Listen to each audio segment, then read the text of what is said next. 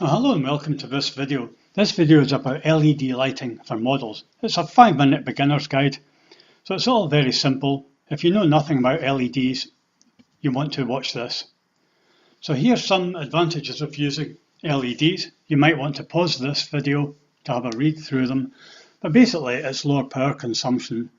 But they do need a resistor and they've got to be connected correctly, positive and negative.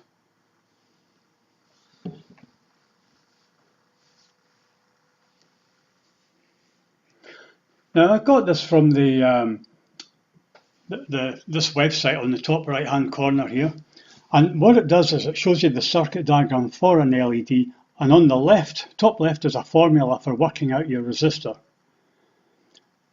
So you can do this online, just put all the parameters in that you need. It's very easy to use, and it will tell you the resistance value, and that has to be reasonably correct for reliability. Now, if you've got more than one LED, which I'm sure you will have, you'll have to connect them in parallel like this.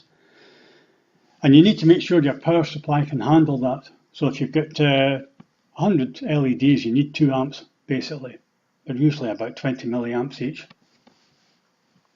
So this is a picture of the LED and also the resistors and the light that I was using in my model. You can see how thin the wires are. These are 56 ohm resistors, but you might need something different. Before we put them on the model, what we must do, we must test them. You don't want to install LEDs on the model and then discover they don't work. You really don't want to do that, especially if it's a ship. So basically I've used a 9-volt battery and a couple of resistors just to test out my LED. I'm using 2 because the voltage is higher than I would normally use, so I need that extra resistance. So you can see me actually testing this out on the little lantern that I'm using on HMS Victory. Once it's actually inside the lantern, I want to test it again and make sure it works before I glue it onto the ship.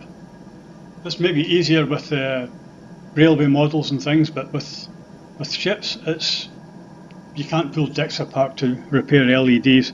So you want to make sure you do the thorough testing and make sure it's right.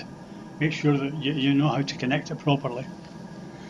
And if you look at this LEDs, I got these from the electronic repair store in the UK. I mean, the wires are as thin as hair, very difficult to cut. So what I'm going to do is show you what you need to do. This is a bigger piece of wire. Now, you must take the insulation off. And it's very difficult on these little wires. It's very easy on this.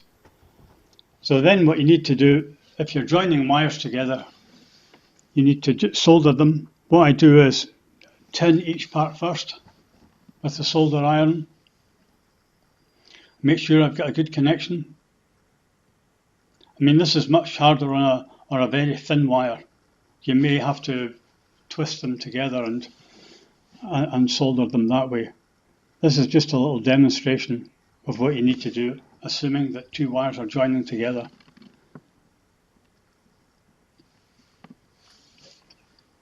And there you go, that's the wires soldered together.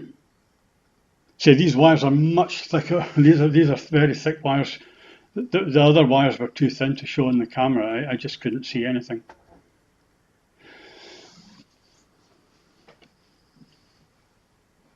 But then there's a little problem. You've got an exposed wire there. So what you want to do is put heat shrink on there. Or you could stagger the wires so that they're not going to touch at all. But what you do, put a little bit of heat shrink on there. The wires are far too thin to put tape on. The tape just won't do it.